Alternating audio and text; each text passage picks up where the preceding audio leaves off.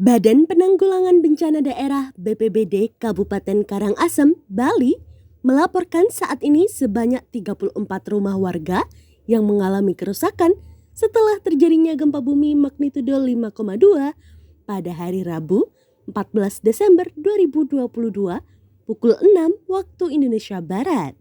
BPBD Kabupaten Karangasem saat ini melaporkan 2 warga mengalami luka-luka akibat peristiwa bencana yang dipicu dari gempa bumi dengan pusat 23 km timur laut Karangasem, Bali tersebut.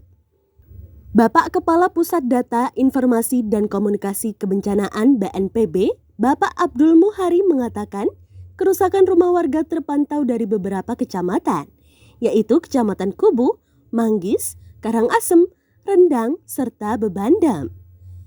Salah satu korban luka-luka dari bencana ini akibat terkena tumpahan air panas dikarenakan panik saat gempa mengguncang. Warga yang terkena tumpahan air panas tersebut ada 2 orang. Kedua warga tersebut saat ini telah mendapatkan perawatan intensif di Rumah Sakit Umum Daerah Karangasem. Hingga saat ini, BPBD Daerah Karangasem masih melakukan pendataan dan pemantauan di lokasi terdampak gempa bumi tersebut.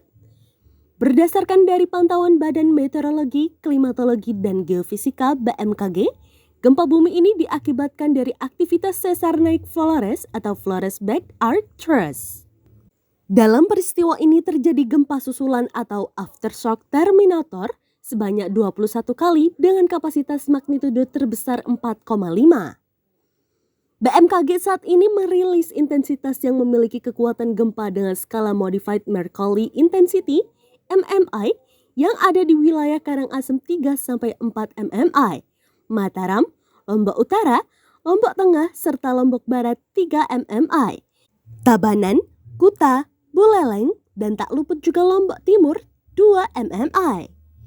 Guncangan gempa yang dirasakan warga saat itu Karangasem, Provinsi Bali juga dirasakan oleh penduduk di kabupaten lain, bahkan mereka yang berada di kawasan Nusa Tenggara Barat. Dari peristiwa tersebut, warga yang wilayahnya berada di sekitar kawasan epicenter gempa dapat melakukan pengecekan kondisi rumah saat ini sebelum memasukinya kembali.